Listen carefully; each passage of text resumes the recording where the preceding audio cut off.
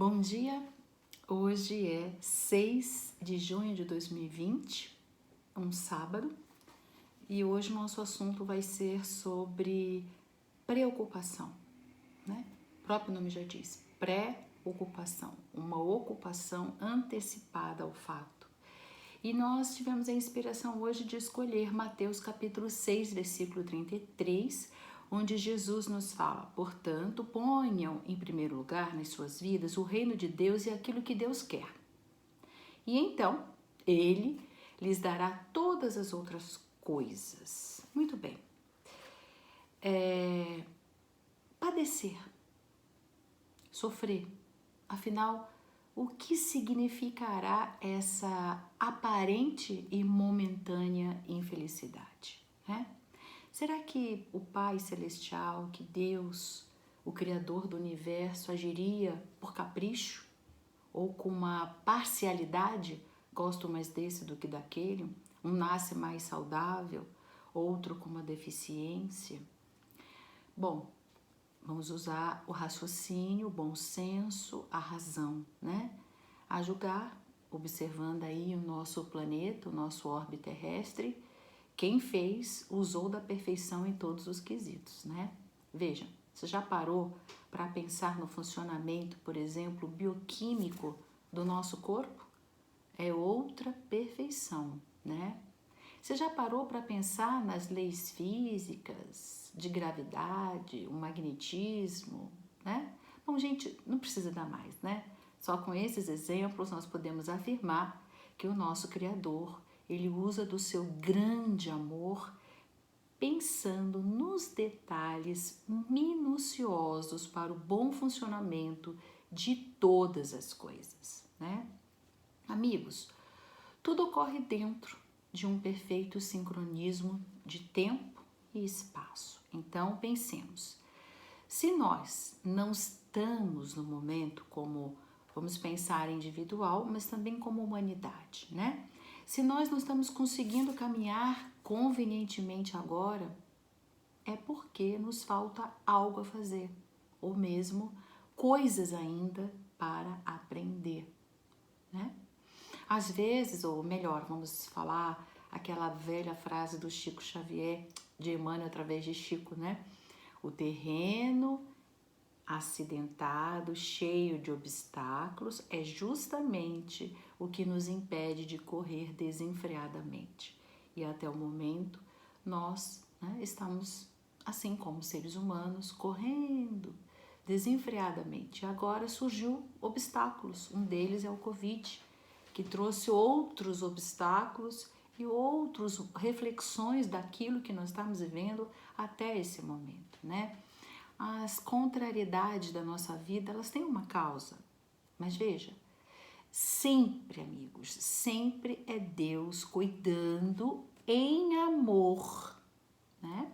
Por todos nós. Se Deus é perfeito e justo, essa causa é justa, mesmo que achemos que não há explicação para tal sofrimento, né? E por que estamos aqui? Né? Pensou nisso?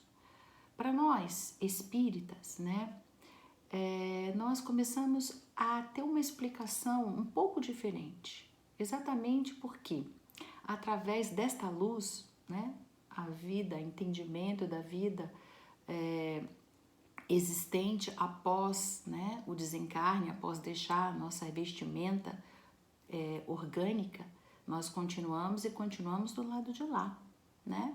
Do lado de lá tem cidades, tem, aliás, a nossa matéria não é tão perfeita como é do lado de lá. Então, do lado de lá, nós não vamos ficar numa nuvem, sentado e tocando harpa, né? Do lado de lá, tem verdadeiras cidades, onde nós continuaremos o nosso aprimoramento, certo? Então, quando nós começamos a compreender isso, né, sobre esse prisma e aprender a não valorizar uma única vida corpórea, né, isso diminui o nosso sofrimento, né? Ele tira todo o peso, por exemplo, de um desacerto, de um passo mal dado em uma única vida, né? Pois é, Vocês podem imaginar, de repente, por um ciúme absurdo, né? A pessoa vai lá e mata aquela pessoa que ela amava, ou ela julgava amar, não importa, a gente não está aqui para criticar e julgar, mas numa emoção, num desespero, faz um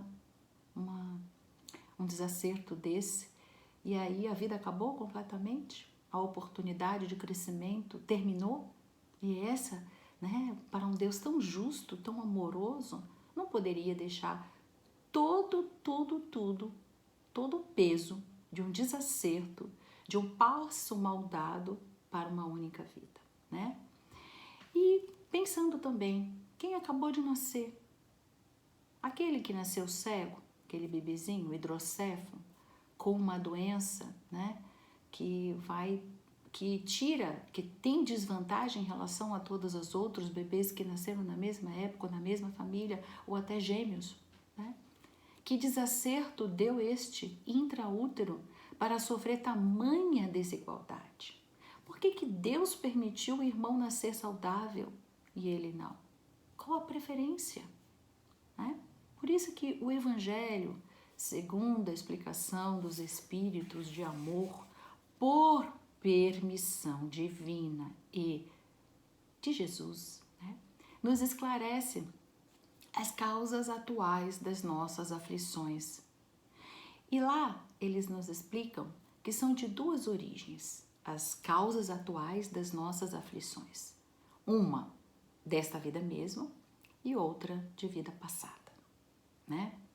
Dessa vida, desleixo, imprevidência, orgulho e ambição, desordem, desânimo, né? Muitas vezes não limitamos os nossos desejos, as nossas má condutas, né? Pois é.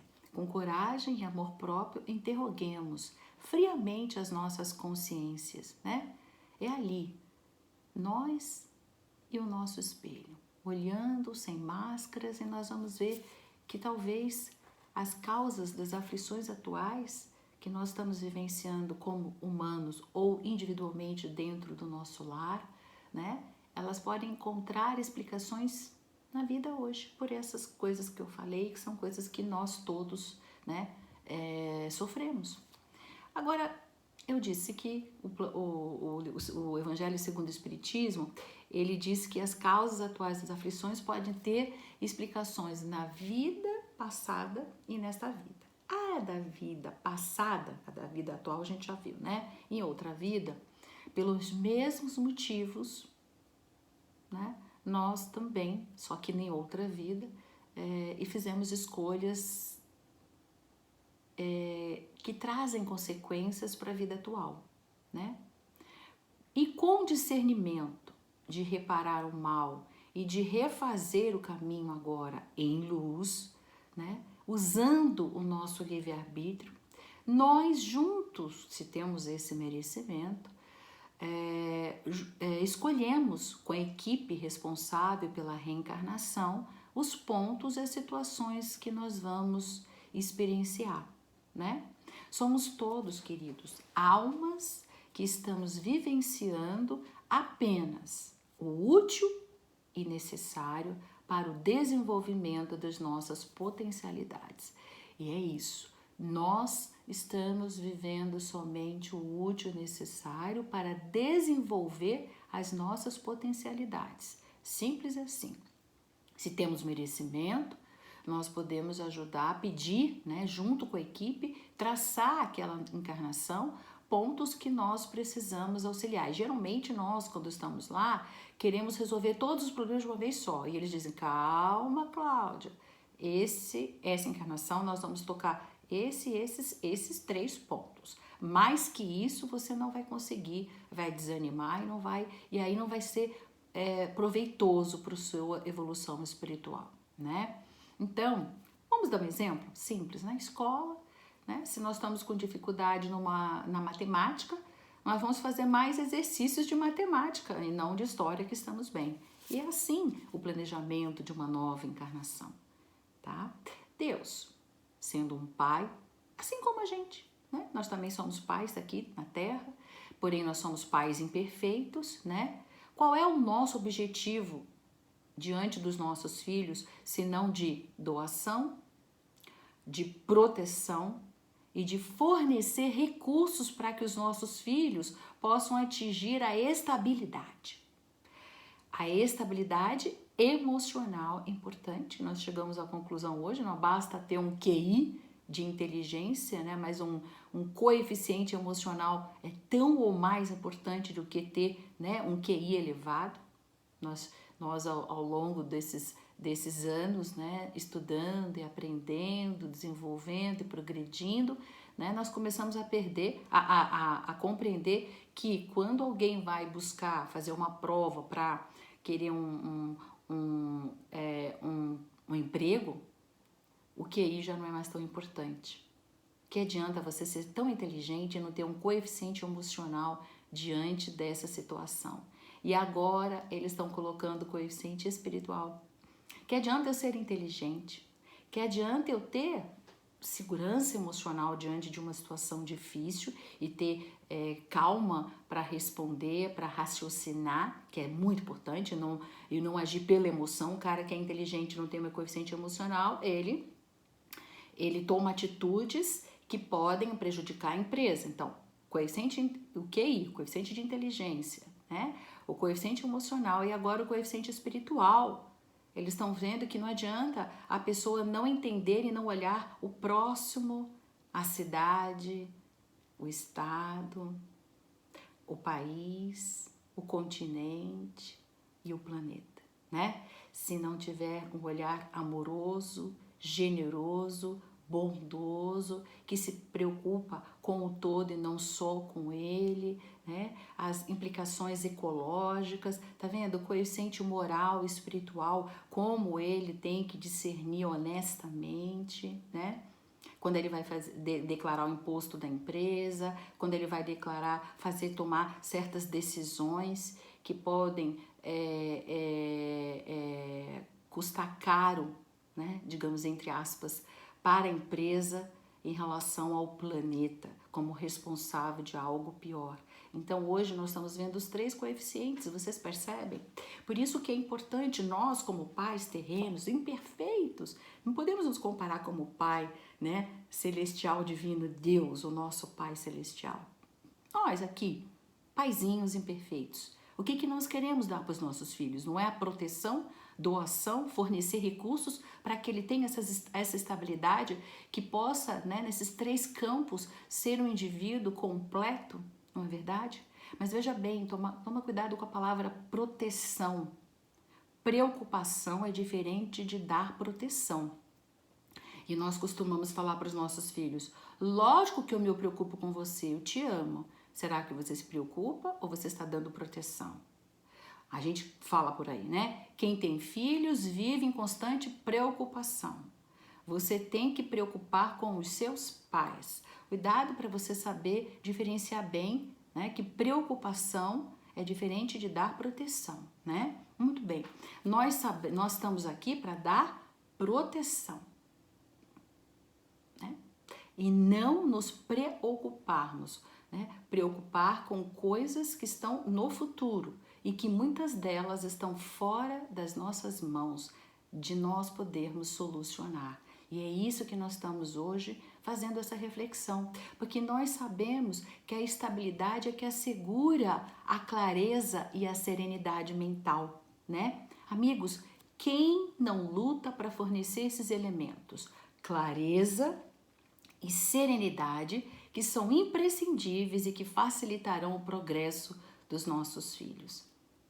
Nós, pais imperfeitos, queremos isso, imagina Deus em relação a nós, né? Qual é o objetivo de hoje? O que nós precisamos levar para nós meditarmos nesse final de semana? Estamos todos aqui, amigos, para confiarmos na nossa paternidade, que rege a todos nós com amor. É isso.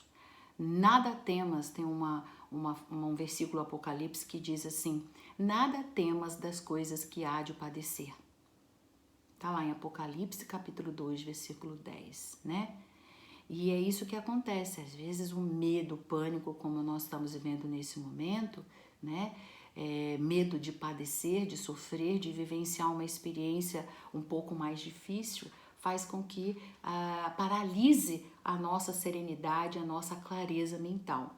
Então, a preocupação é desconfiar das leis que regem a vida, é desconfiar de Deus e não entender o nosso Pai Celestial. Mas você sabe qual é a estratégia da preocupação? O que será que se esconde de trás dela? Manter cada um de nós distante do momento presente. Quando nós estamos pensando no futuro, nós desfocamos, não focamos aqui no presente, não vivemos olhando o que nós temos que fazer hoje para o futuro. Nós ficamos paralisados, com medo, padecendo, sofrendo, que foi as palavras que nós começamos, né? E paralisados. Só pensando no que vai acontecer, o que pode acontecer, o que vai acontecer, será que vai ser assim, será que vai ser assado?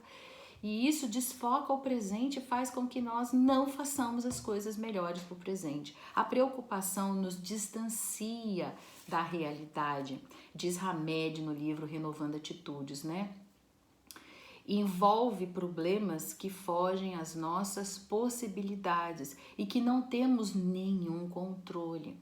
E aí nós mergulhamos, queridos, num profundo desequilíbrio emocional, justamente porque desejamos solucionar questões que somente o tempo será capaz de solucionar. Às vezes, vamos falar aqui entre nós, né?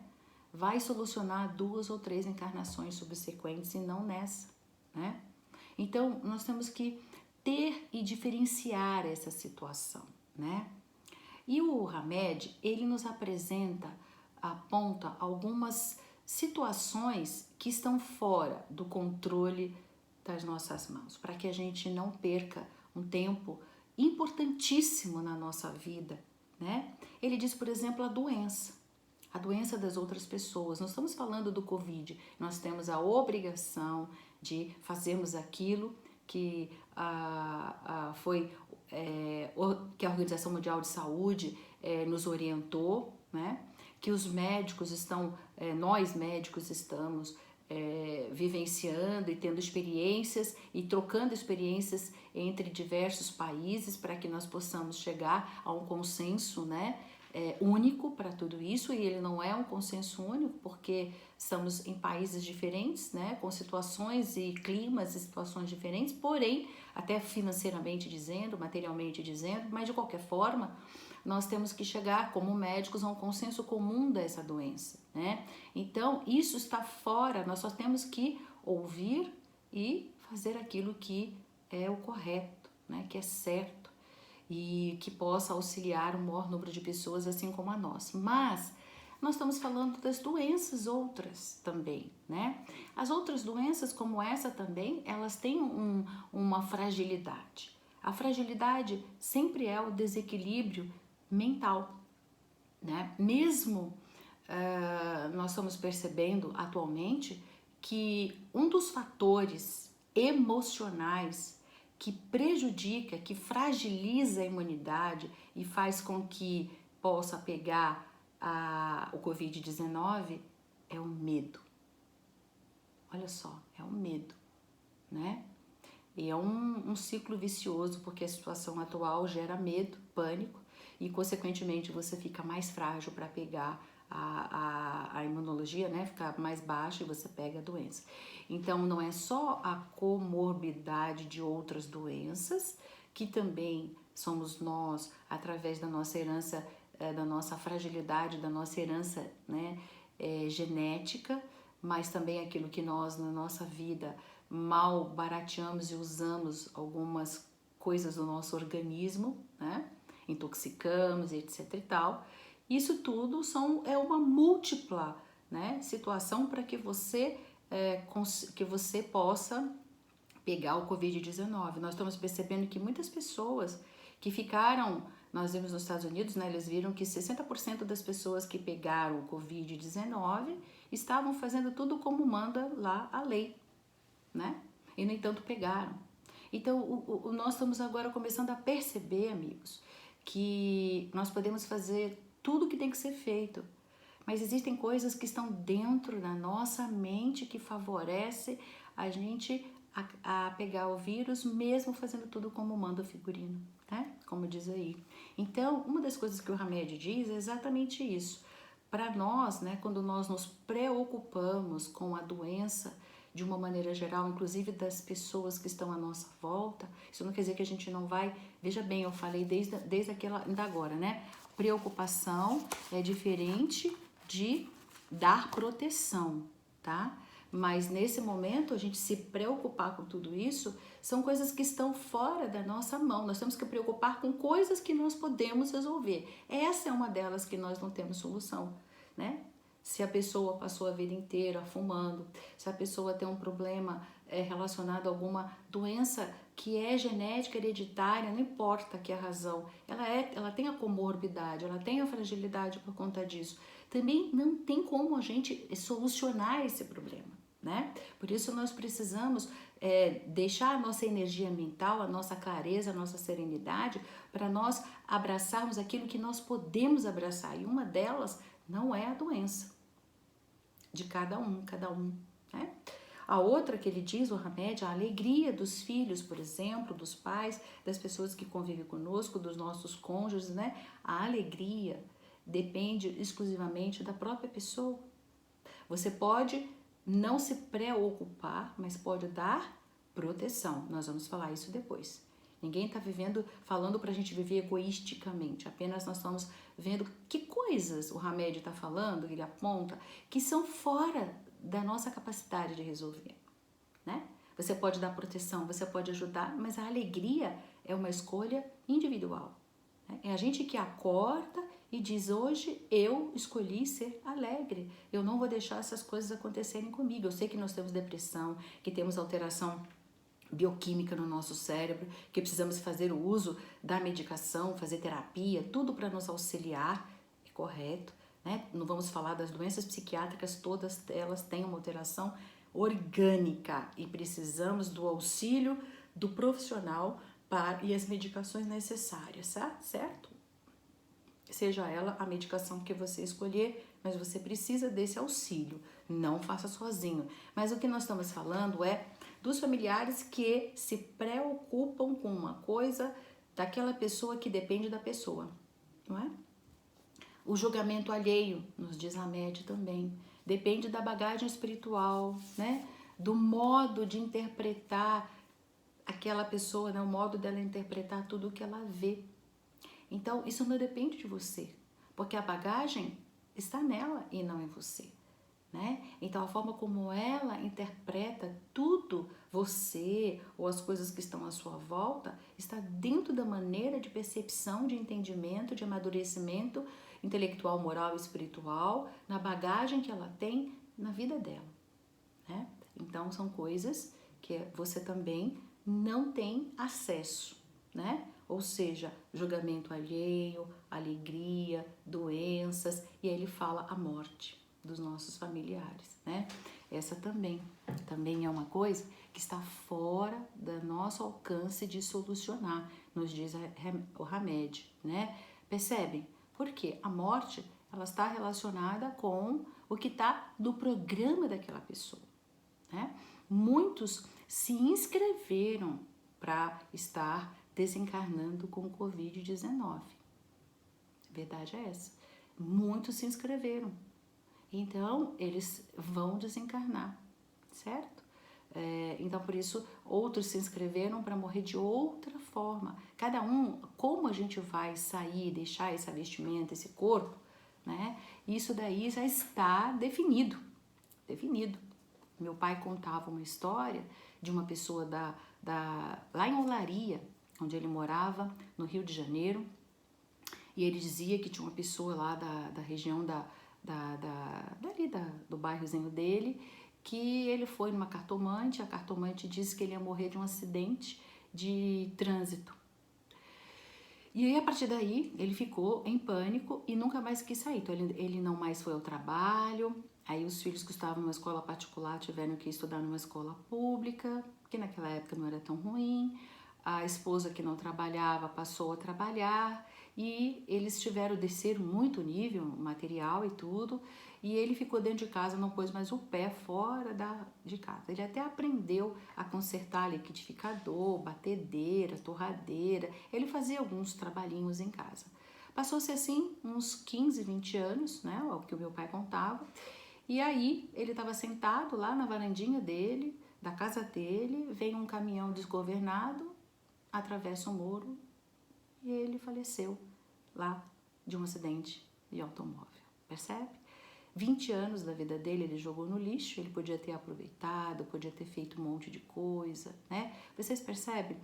Eu não estou dizendo que a cartomante lê pra gente tá correto, tá certo, vai ser assim, vai ser assado, tudo pode mudar, tudo pode caminhar no caminho da vida da gente, a gente pode mudar os passos, a gente pode mudar a forma como a gente vai viver e a gente pode ter destinos diferentes, mesmo que nós temos programado algumas coisas, no caminho nós já resolvemos, não temos que passar por aquilo.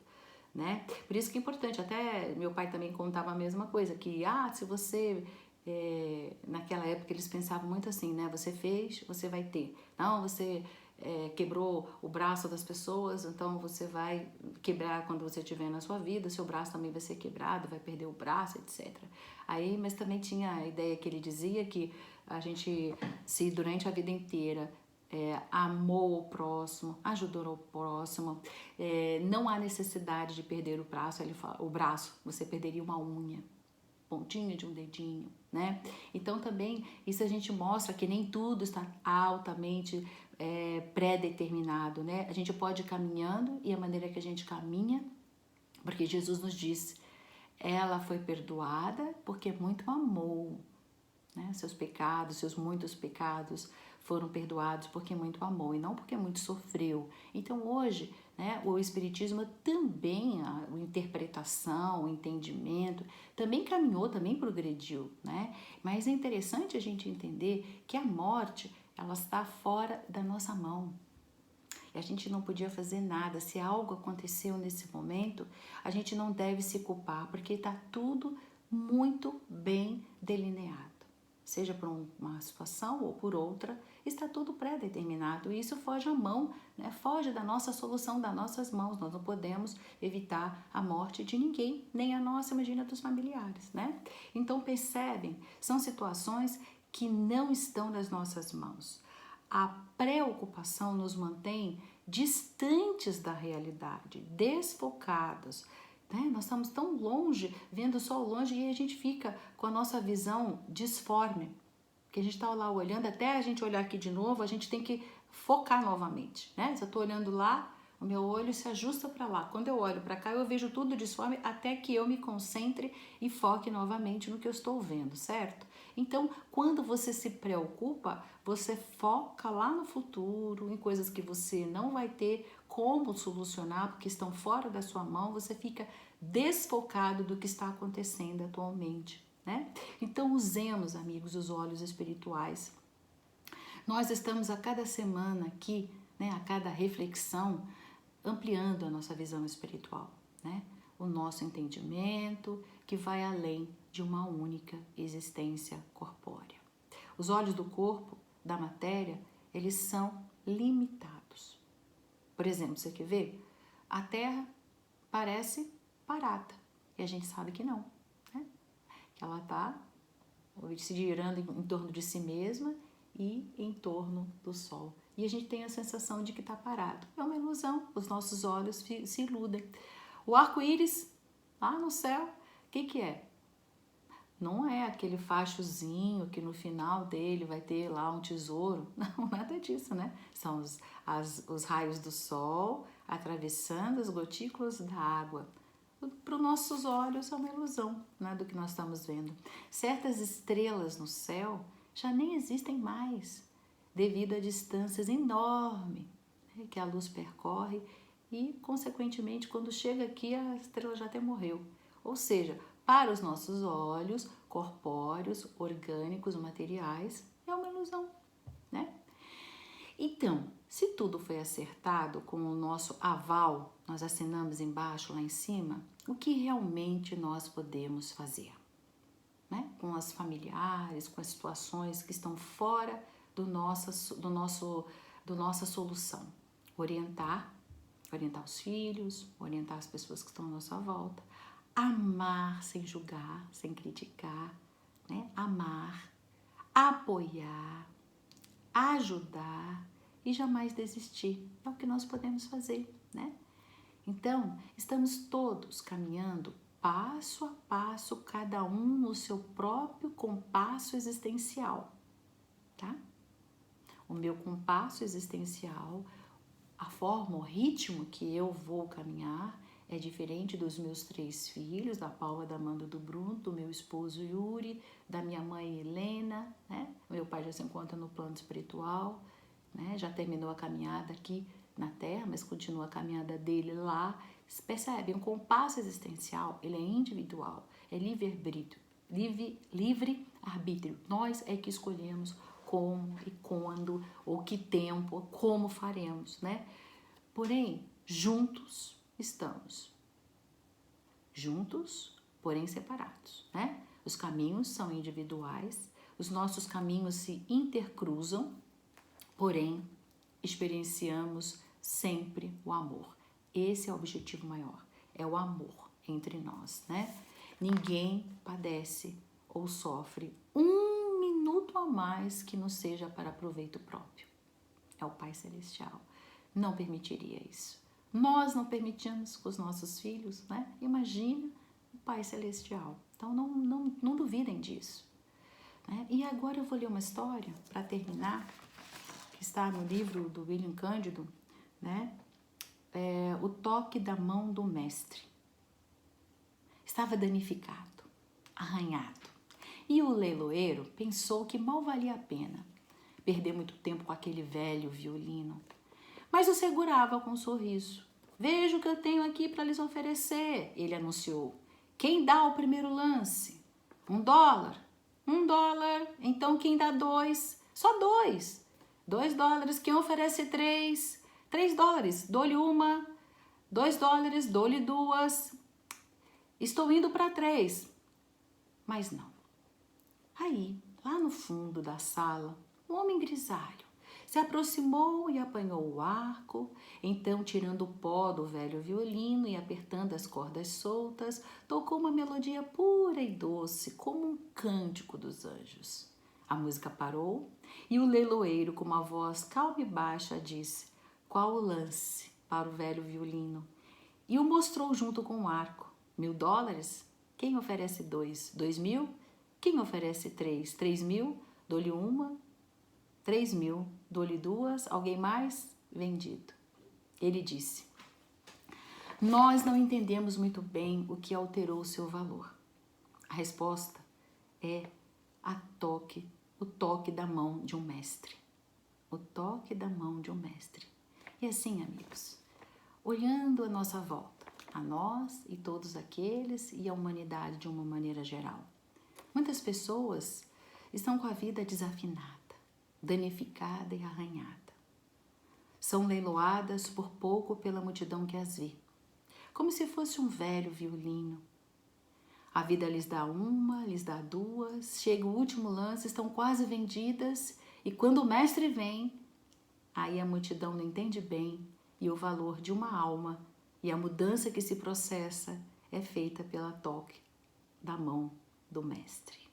Linda, né? Mira B. Welk, essa historinha. E exatamente na história que nós acabamos de ler, vamos lembrando que estamos sempre todos, né, sendo tocados pela mão do mestre, nos tornando de alto valor. E esse momento que nós estamos vivenciando no Covid é a mão do mestre nos tornando, né, algo de alto valor. Permitindo que não só nós, mas todos os quais vivem conosco possam também ser tocados pela mão do nosso magnífico Mestre Jesus. Então lembrem-se, quando o Mestre vem, o valor da nossa alma aumenta com a mudança que se processa.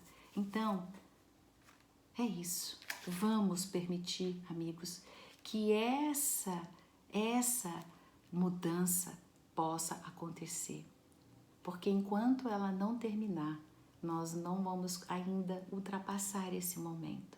Esse momento que estamos vivenciando vai existir até que todos nós tenhamos aprendido a amar, a compreender, a olhar todos, né, com a mesma olhar de amor, de misericórdia, de doçura, de generosidade, de bondade, a qual o Pai olha por nós. Então, abraços fraternos, que essa reflexão tenha sido para você, assim como foi para mim, produtiva. Tenha um excelente final de semana. Que assim seja.